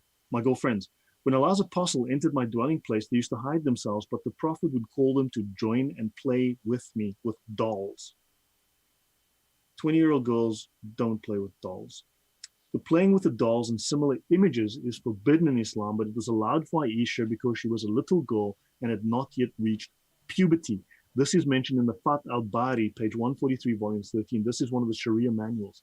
I believe it's a Hanbali Sharia manual. I could be wrong, but it's one of the Sharia manuals for one of the 4 major schools of fiqh in Sunni Islam. Note, Aisha took her dolls. Okay, so again, Hadith number 9, Tabari. Okay, Hadith, volume 9, 131. Aisha narrated, my mother came to me while I was being swung on a swing between 2 branches, and she took me down. Okay, my mother made me sit on Muhammad's lap. Then the men and women got up and left. The Prophet consummated his marriage with me in my house when I was 9. Okay, so the legitimacy of marrying prepubescent girls have not yet had their monthly courses established in the Quran and the example. So in the Quran, such as your women as have passed the age of monthly courses, periods, for them that have the prescribed period, if you have any doubts, is 3 months. And for those who have no courses, who have no periods, it is the same. The waiting period is the same. This is a stipulation, a rule on divorce, right? So if you're divorced, it implies you were married. And if you have to wait to see if you're pregnant, it assumes you've had sex. And if you're prepubescent, it assumes you've had sex with a prepubescent girl. So Muhammad says to someone, why did you not marry a young girl who would have fondled you? Bukhari 59:32, because his friend said, did you marry a virgin or a matron? He says, a matron. He says, well, why didn't you marry a young girl? Allah's messenger married me when I was 6. This is Aisha again. And I was admitted to his house at the age of 9. Okay, this is Muslim 3309. So Muhammad did not condemn sex with children. He engaged in sex with children. And there's one last item on my final item that I want to talk about. So do you have any comments or questions so far, Jan? Wow. Marrying and then having sex with girls, from 6 and then at 9, that's pretty well the definition of pedophilia right there. Yeah. Now, I want to speak about something that's a little I mean, controversial. they haven't even started their menstrual period yet at that age. I mean, Yeah. we're talking about little girls playing with dolls. Yes. Yes. Now, there's even one hadith where he references, he sees a little baby who's like less than a year old or something, or less than 2 years old, crawling on the floor. And he says, if she was old enough, I would marry her. You know, so I want to mention one last thing, because I can't cover everything. I mean, shit, we'd be here for hours. So, um, remember I told you there was the one passage that was eaten by the sheep or the goat, the sheep, Yeah. right? And there's a reason that was lost. So I want to read. This is from Sunan Abu Dawud, 12:16. Okay, book 12, Hadith 16. The Prophet said, "Give him your breast feed." She gave him 5 breast feeds. He then became like her foster son. Now, in Keep Islam, talking. Somebody's at the door. Keep talking. okay, so in Islam, where this comes from, and I'll do the rest in a minute. The idea was that a man is not allowed to be alone with a woman who is capable of having sex. This is unlawful in Islam. You cannot be alone in a house with a man that is an adult, and you're a woman that's capable of sexual age. This is a sin. It is also a crime. So Muhammad came up with a rule that if a woman would breastfeed a man several times, then effectively that made that man her foster son, and therefore, as her son, this person was no threat to them, and they could then spend time alone together. So just to repeat, it's not lawful in Islam for a man to be alone with a woman in the house. If a man and a woman are of sexual age, and we know what those ages are, it is not lawful for that man to be alone with that girl, or for that girl to have a man, basically. It's actually not legal for that woman or girl to have a man of sexual age in the same house with her alone. And that person is not her family, a direct family, like a brother or a father. So he came up with a rule that the woman would breastfeed the man. The adult man would be breastfed, and therefore that made him the foster son. In other words, a woman would have a man breastfeed from her several times, multiple times, and after that, that effectively made it like this was her baby, her son. So the Prophet said, "Give him your breastfeed." She gave him 5 breastfeeds. He then became like her foster son. Aisha said, "May Allah be pleased with her. We used to ask the daughter of her sisters and the daughters of her brethren to give him breastfeed 5 times." So all the women had to breastfeed this man. Okay, so to breastfeed 5 times whom Aisha wanted to see and who wanted to visit her.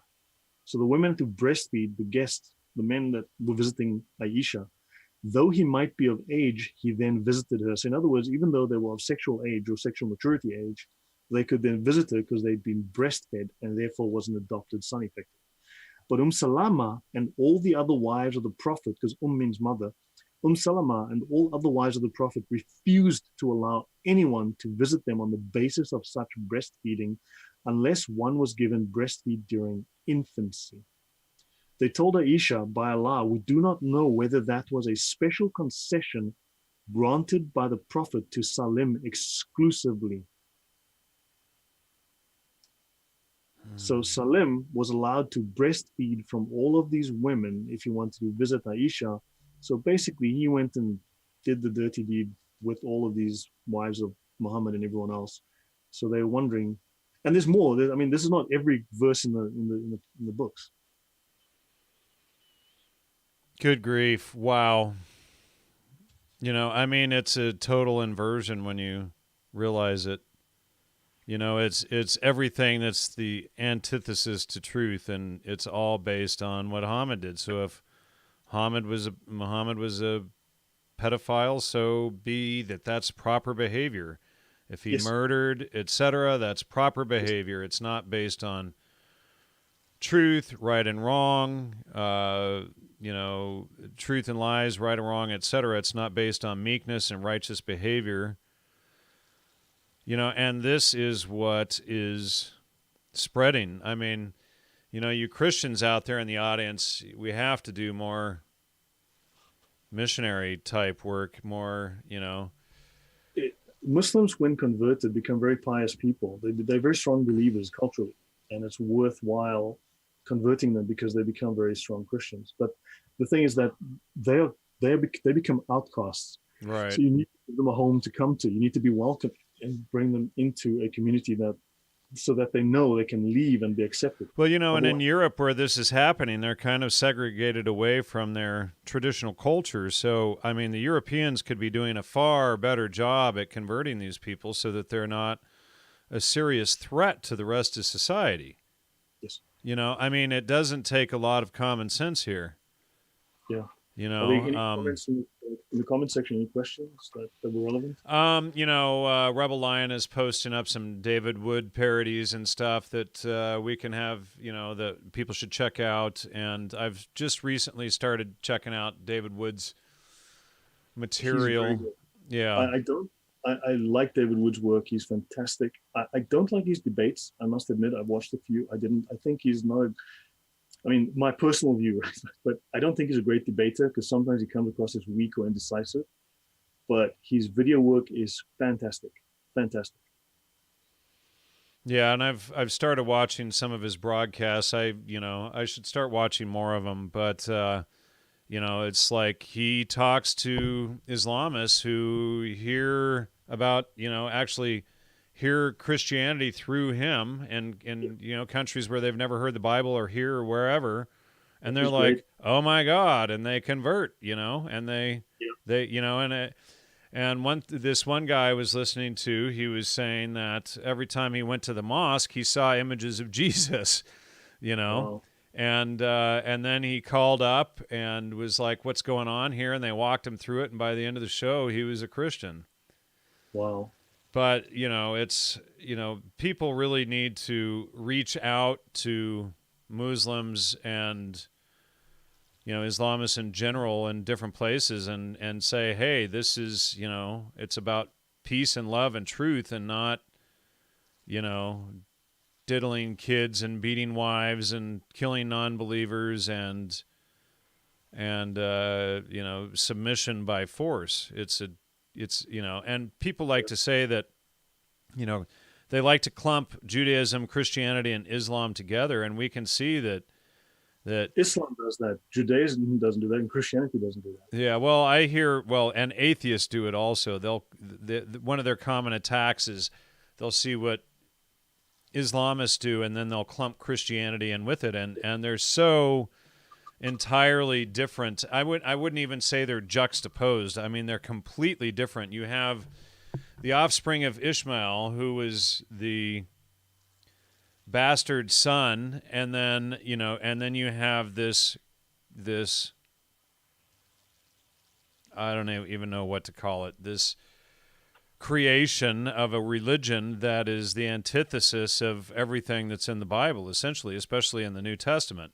I just want to say, somebody just said Islam is for beta males. I just want to say that, in my opinion, when people start reading the Bible from the Old Testament first, that's why it gets confusing. You should always, in my opinion, start with the New Testament and then go to the Old Testament. You gain so much more clarity that way. And then the Old Testament makes more sense as well. And all of this doesn't seem, people get right into the Tanakh or the first 5 books of the Bible, and they're absolutely baffled by it, And if you just read the Gospels and the New Testament first, it will give you so much more clarity, and then go back and read the Old Testament, because the Old Testament is the Old Covenant, which is discarded, except for some of the things, and then the New Testament or the New Covenant is brought in. And you have to realize that this is a new covenant, how we're supposed to live now. And the first thing Jesus does is sacrifice himself so that there's no further blood sacrifices, and this sort of thing. And that's, the Bible talks against blood sacrifices 19 times, but, that's why, the Satan worshipers and those who are caught up in the Old Testament, that's why they still do it. But, and these type of, sacrifices and whatnot, but the New Testament totally nullifies all of that stuff. So start there, get that it's about truth, and then go back and read the other stuff. And don't be afraid to read it. Don't be afraid to read the Quran. Don't be afraid to read any of the stuff. You know, if the Mormons knock on your door, read their stuff too. Don't be afraid of this stuff, you know? A couple of answers. When people say, oh, but the Bible is just as bad. No, the simple answer to that is that the Old Testament is not Christianity. The New Testament is where we find Christianity. Absolutely. People do not get that the Old Testament is not Christianity. And B, the Old Testament is historical, it is descriptive, whereas the Quran is entirely commandments and it is prescriptive. Massive difference. And so that's how you would answer that question. Okay. And also, why are they comparing the Quran, which came 600 years after the death of Jesus, to the Old Testament, which is 3,000 years before him? Right. You know, why aren't they comparing Old and New Testament? You know, have them compare the New Testament. Ask, where in the New Testament, where in the example of Jesus, did Jesus murder 3,000 people by his own hand? Where did Jesus have sex slaves? Where did Jesus have a 6-year-old wife? Where did Jesus have slaves? Where did Jesus sell slaves? Where did Jesus have people assassinated? Where did Jesus have people tortured to death for gold? Now, I was just going to say, somebody's saying that they disagree because the Old Testament, the Messiah fulfilled the Old Testament. The issue is the issue is the confusion. You know, I'm not saying don't read it. The issue is understand what Christianity is on its own through the New Testament. And then if you read the Old Testament, go back through, then it all makes sense. Remember, Jesus said also, a new commandment I bring unto you, love one another as I have loved you. Remember, the two prime commands of the 613 commands given in the Bible is love the Lord thy God with all thy heart. And the second one is to love thy neighbor as thyself. Right? So, and love your wife as yourself, etc. You know, it's like, you know, come on, people. It's not, these aren't the same things. You know, it's so cut and dry. And, you know, the issue is so many people who haven't read these books think that they are the most educated about what they say. Yep. And, you know, forgive me for having that former co-host on here who liked to spread all of the disinformation. And people would tell me in the chat, he's disinfo. And boy, did I finally wake up to that. But so, look, I've provided references from the Quran, right? I've provided references from the Sharia. Right. I've provided references from the Sira, the life of Muhammad. I've provided references from the Hadith, which is the traditions and the sayings of Muhammad. And I've provided some references from Tafsir writers like Tabari and Ibn Abbas. So these are all 5 major books of the Bible, not the Bible, of Islam, all 5 major books. I've provided references from all of them. They're consistent. It's not like I've picked one verse out of the Quran. I've taken different topics, different subjects, and used all 5 of the books that are consistent. I know for a fact, if you come to me with 2 or 3 nice verses from the Quran, I know that the violent verses outnumber those nice verses by a minimum of 6 to 1. Well, a minimum of 6 to 1. So by the time you run out of your 6 bullets, I have 30 to go. Yeah, that's funny. Yeah, you know, and what I recommend people do is approach the New Testament understanding that it's about truth. When you see the word, it's about logos, which is truth, reason, logic, etc. When you see the right or righteousness, what is the right? It's associated with correct behavior. That's why something is right. You know, when someone's right, they're correct, etc. That's where these terms come from. That's why the left is associated with the left-hand path, Satanism, all of that stuff. And so when you approach it understanding that it's about truth, you know, and looking at it even through the eyes of the trivium method especially, it becomes, you know, one of the most beautiful, logically written books that you've ever, you know, that you could ever read. And, you know, most people are just so shocked by that. And I know Jan, who's, you know, listening right now, another Jan, not me, obviously, he read it recently. He was like, you know, he sent me a message. Oh my God, you're right. You know? Yeah. And I mean, look at Psalm 23. Is it, what's it? I lift my eyes to the heavens, you know, and all that. There's some beautiful passages in the Bible. Yeah. When you do read the Quran, there's a lot of violence.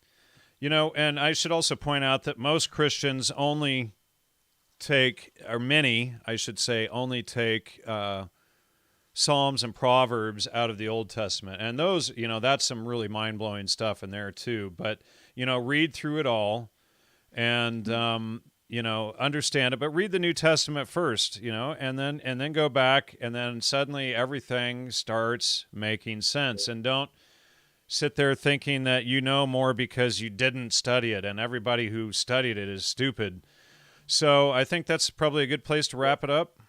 My final comment is that people always say, oh, you're taking the Quran out of context. The answer to that is the Quran has no context. It literally, it doesn't. It has a lot of bare statements that just stand there without any context at all. The context is found in the Hadith, the Sira, the Tafsir, and the Sharia. So I have provided the other 4 sources that provide the context. So when you read the verse on beating women in the Quran and you go to the other 4 sources and they say the very same thing in detail, you have the context. Yeah. All right. Why don't you give out your email again for those who want to support you? Thank you. It's L De Jongh. That's LDEJONG_PL@outlook.com. Thank you very much for the attention you guys have given me. I appreciate it. Thank you. Thank you for listening. Jan, thank you for the platform. Guys, please support Jan. I do appreciate the support. This is a lot of research and hours go into it, but please support Jan. He has given me a platform. I'm very grateful for that, and do support him for the work he does, because it's not just me that he supports. There's so many other causes he fights in. So, do be generous to him. I really appreciate that. It's really appreciated. And some of the audience, I spoke to Pentagonal last night on the phone, and he was pretty clear about that too, and I really appreciate that, both of you guys and everybody else who's supported. So I think that's a good place to wrap it up. What are we going to be discussing next week? Are we on next? Well, I need a break to actually do some research on the very controversial one, or these 2 controversial episodes. Okay, and I want to do some more. I need a few weeks to bone up on that, because it's going to be really controversial. It's going to really rock the boat. Are we going to be discussing Islam, or are we going to? Is this the final for Islam? So do you want to do an episode next week? I need to know, because I prefer to have some time to do some solid research. Well, if we're wrapped up with the Islam episodes, we can wrap it up here. There's one more Islam episode, which is Islam and Judaism. This, I think, is important. But okay, but you need a break to do that one, correct? Yeah, I need to get my facts together, because it's going to be very controversial, and I need to be very clear about my research and my notes. All right. So, and there was a couple other people that wanted to come on, so I can follow up with them, and I can take a few weeks, because I'm busy. I've got things to do now, and but I need time to really nail this one down. It's got to be rock solid. My references, my notes have to be accurate. Great. All right. Well, thank you so much, and we'll see you back in a couple of weeks, and we'll see the audience back next week. Thanks for those of you who joined and found the backup channel here, and keep supporting the show. Much appreciated, and we'll see you then. Take care, everyone. Thank you. Good night.